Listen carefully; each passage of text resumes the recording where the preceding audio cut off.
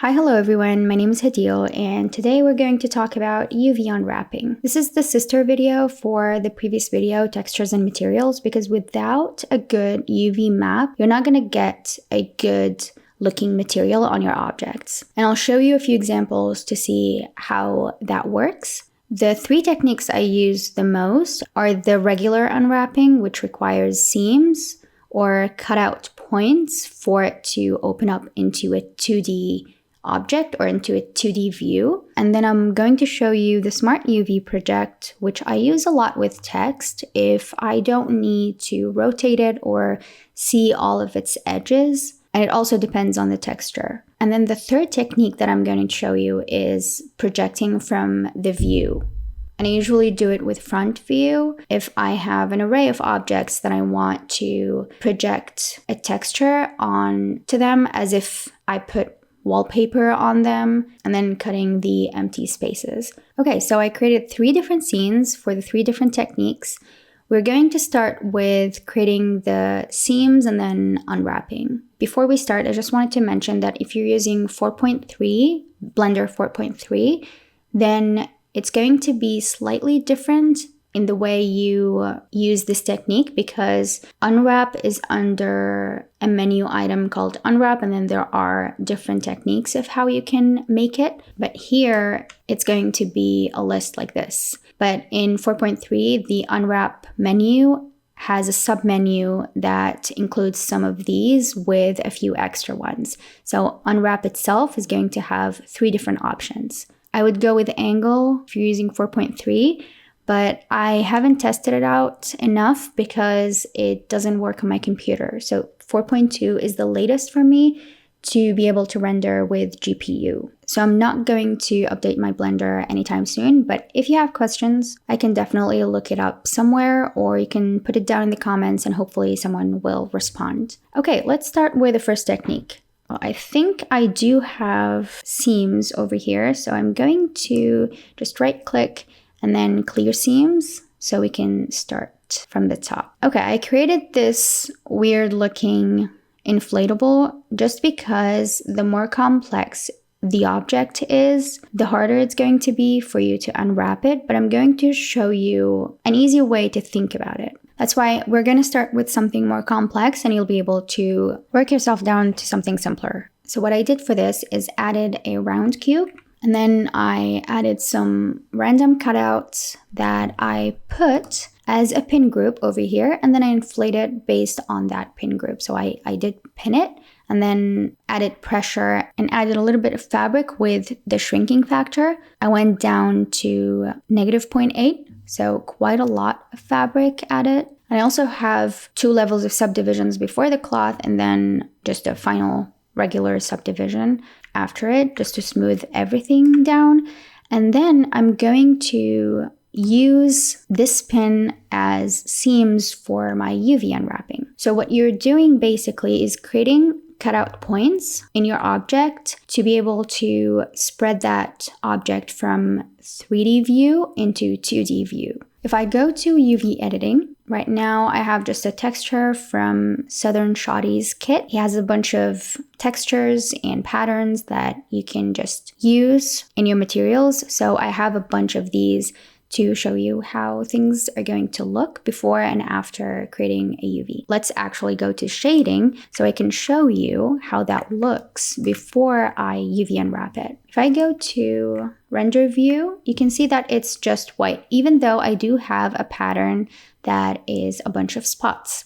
And if I have a plane, and I'll just have it on the side over here to show you what the pattern actually looks like. I called it cloth, and this is how the pattern should look like. But right now I'm only getting a plain white material, even though this is not what the material is, because I don't have a UV. If I hit Control T, if you have Node Wrangler, we talked about this before in textures and materials. If you haven't seen that video, please check it out because it will make things easier for you to understand over here. If I hit Control T, I can get mapping and texture coordinates set up. And the first thing you're going to see is that it's set up at UV.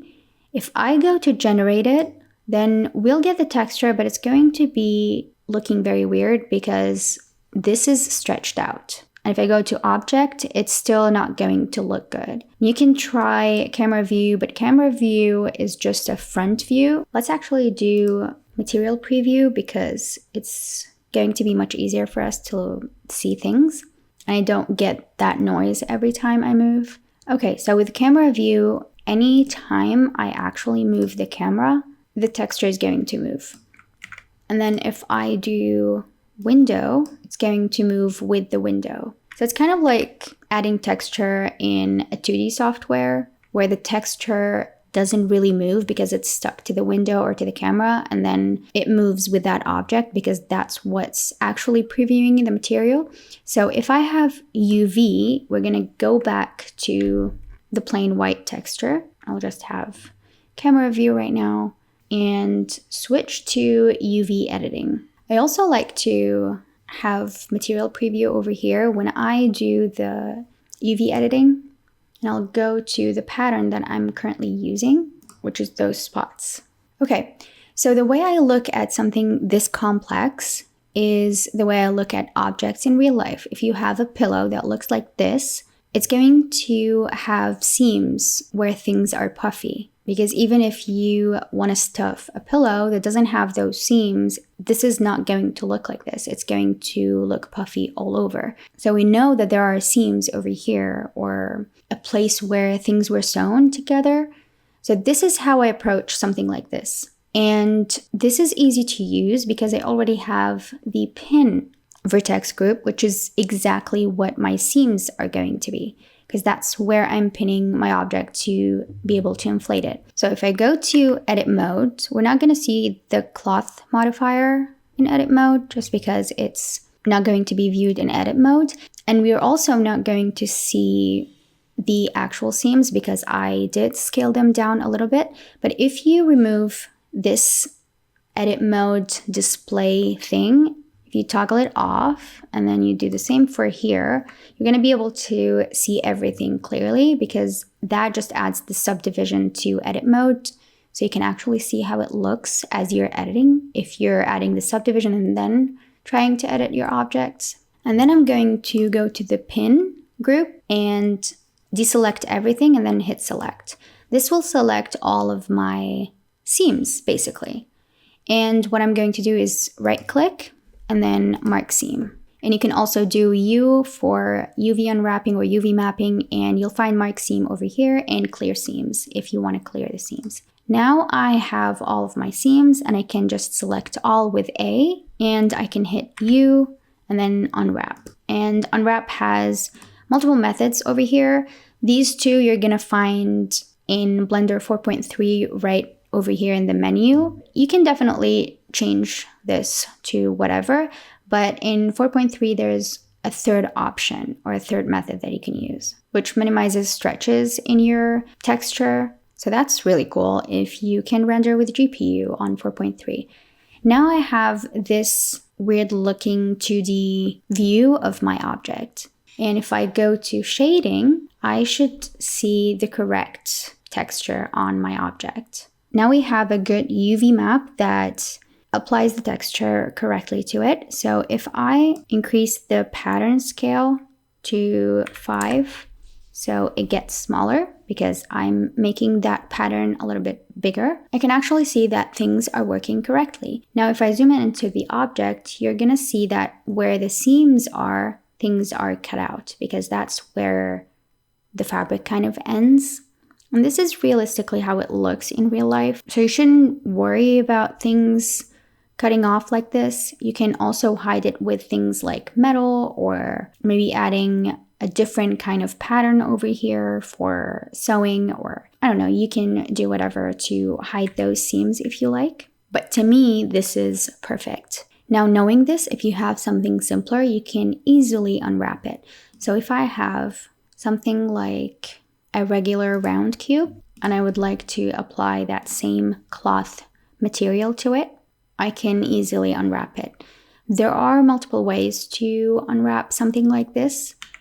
I either go with the half point, mark the seam, and if you don't see the mark seam if you're on vertex view, for instance, and you right click and you don't see the mark seams, you can just hit U and then mark seam from here, or you can just go into the edge select mode and you'll be able to find it with the right click method. Okay, if I click away, now I can see that my seams are marked, and I can just hit A to select all and hit U for unwrap, and I already have a perfectly unwrapped object. Now it's not perfect just because there's a seam over here. You can definitely make the seam this square by hitting Control and then clicking. You're using the shortest path select, and then I can mark seam, and I can double click this one, clear seam. I can select all, UV unwrap, and this is a different way you can unwrap your object. If you know that you're seeing the front side of it and never caring about the back side of it, you can also unwrap it the way you unwrap a cube, which is kind of like a box. But yeah, this is how you would unwrap a simpler object. All of this that I'm talking about applies to textures that you already have. But if we're talking about painting the texture in Blender, that's a different story. Then you can definitely avoid those seams by simply painting on top of them, and the texture will be created on top of those UVs. But we're not talking about that right now. There are a multitude of ways you can unwrap an object, and it's all based on how you're going to view that object. So for something like a cylinder, then you're going to have an edge at the back and then open the top and bottom edge of that sphere. But I wanted to show you a more complex object to see how I personally work, because it doesn't make any sense for me to show you how to unwrap a regular cube when in reality I never really unwrap that because it's already unwrapped. If you select any of those primitive mesh, you'll find that they're already unwrapped. Like a UV sphere, for instance. If I go to UV editing, it's already unwrapped, and in a way that allows you to add your materials easily. If I add a cube, for instance, I can see that it's already unwrapped like a regular box. I think this is the most intuitive for the majority of us to understand because it's something that we see quite often in real life. But yeah, I'm going to just delete all of this, and let's go to the second option or the second technique. If I go to Smart UV, you can see that I've already created 2 letters for UV, and I also remesh them. Turn on wireframe, you can actually see the remesh. And I added a bevel, but I never applied it, so it's not going to be applied in the UV. And let's go to shading so we can actually see how this pattern looks. Let's add the plane, rotate it on the x-axis by 90 degrees, make it smaller, and let's apply the texture so we can see what the texture should look like, but how we're actually perceiving it over here. And the first thing I like to do is hit Control T to add the texture coordinates. I already have UV over here, but if I do generate it, we're gonna see that it applied it okay until we actually look at the sides and it's looking really weird and all stretched out. And if I go into object, it's a little bit better, but it's still very stretched out over here. So what we're going to do is use the second approach that I use for the majority of my text. Actually, let's go into UV editing so we can actually see things better. And then selecting all with A, hitting U for UV mapping, and instead of using unwrap, I can use Smart UV project, which is going to figure out where the sharp edges are and try to unwrap it in the best way possible without too many stretches in your material. And I always keep the default and then hit unwrap. And honestly, to me, this is perfect for the majority of my thumbnails because they don't move, they're images. If I want to create a static text with my animation, I also do this. Otherwise, I do use the first technique with creating seams and then unwrapping it and creating the seams in the back so I can hide it. Over here, all the sharp edges in the back side of the letters, and then leave all of these to open up. Or I actually also add seams on those sharp edges so it opens up like a box kind of. Think of how you make this out of cardboard box, and I think it helps a little bit. But for the majority of my projects, I do use Smart UV Project, and it does a wonderful job actually. If I go back to shading and I switch this to UV, you can actually see that it looks much better. Now the zigzag is on all of the faces rather than just the front faces and the back. And I can also increase the scale to 5, and you can see the zigzag better. Now, of course, because the Smart UV Project created seams where the sharp edges are, you're going to see seams over here. But if I do it myself, the seams are only going to be visible at those edges where I want to open up things to the front and hide the back. But yeah, with most letters, I do use Smart UV Project. Okay, and finally, I'm going to show you a more creative way of UV unwrapping, and that's projecting from view. And usually it's front view for me. So it's basically as if you're creating a mask for that texture using your object. So right now, I have a bunch of cylinders. I used the array modifier and I applied them, and I added a bit of a bevel, and I added a texture that looks something like this.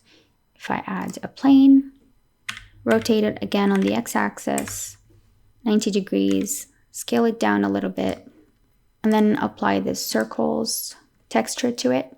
And this is how it looks. But right now we're only getting a plain white texture. And I did invert it because Southern Shoddy's original texture is black, or is white on black for the fur pattern. And let's Control T this to add the mapping and texture coordinates. And let's use generated and see how it looks with generated. Again, it's stretched out on the sides. And then with object, it's going to do the same thing. And it's extremely small, so you have to decrease this to, I don't know, maybe 0.3 to be able to see it well. So let's go back to UV and go to front view, or actually go to camera view over here. And then go to front view in the UV editing section. Actually, get out of edit mode because I was selecting the background. Select this object, go to front view, hit tab for edit mode, and hit A to select all. And now I can just hit U and then project from view.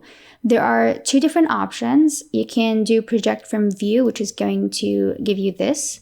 Or you can do project from view with bounds, which is going to make sure that they're sticking to the bounds.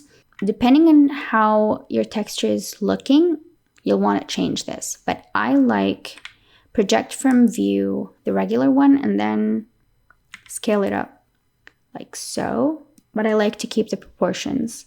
And then I go to shading, and voila. It's already looking really good, and if I go to the side, it's looking better than before. But the point here is not the sides, because I'm projecting it from front view.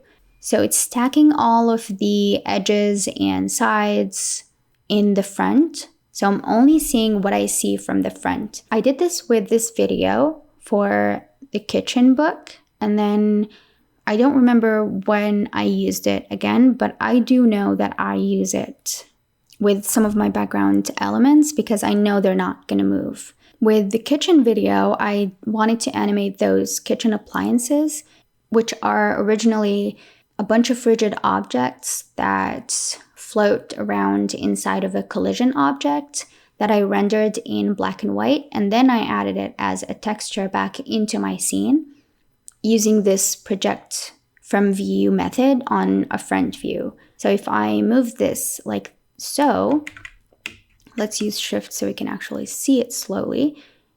you can see that it's moving as if it's a camera view. So to recap, I use the regular UV unwrapping for anything that requires a close-up or for objects that need clean edges, and I almost always use it with cloth. So anything that inflates, anything that needs to move, that I need to see all sides of, I'm going to have to create seams for it and then regularly unwrap it. And with objects that don't have a lot of edges, like maybe letters, or not necessarily don't have a lot of edges, but their edges are a little bit cleaner. So Smart UV unwrapping is going to be much cleaner, like with text, because there are a lot of clear, sharp edges. And I use it for anything that is going to be far away. I did use it with this cloth animation because I wanted something that was a little bit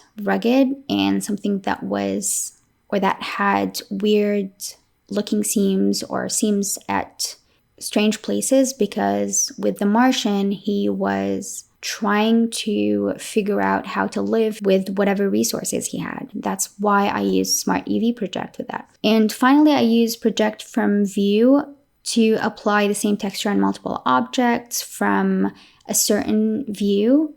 And I also use it for still images sometimes, and for any creative animations like I did with this kitchen book video. And that's pretty much all I do for UV unwrapping. I don't go crazy with UV unwrapping. I try my best to use object and generated, especially with the available textures over here. But if I'm going to use external materials, then I definitely spend the time to UV unwrap my object for those textures to look good on my object. But yeah, I hope you found this video helpful, and I'll talk to you soon. Bye.